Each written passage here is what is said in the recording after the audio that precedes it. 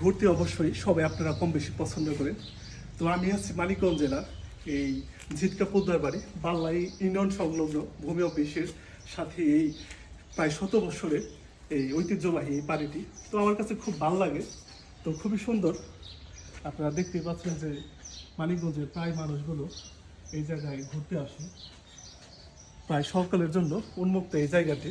তো আমার কাছে খুব ভালো লাগতেছে, অনেক কৌতূহল ছিল এই জায়গাটা নিয়ে, যে হয়তো বা এক সময় সুন্দর একটি ভিডিও বানাবো, বা অনেকের ভিডিও দেখে প্রায় নিজে খুব আবেগ আপ্লুত হয়ে পড়ে যে মানিকগঞ্জের মধ্যে এত সুন্দর একটি বাড়ি।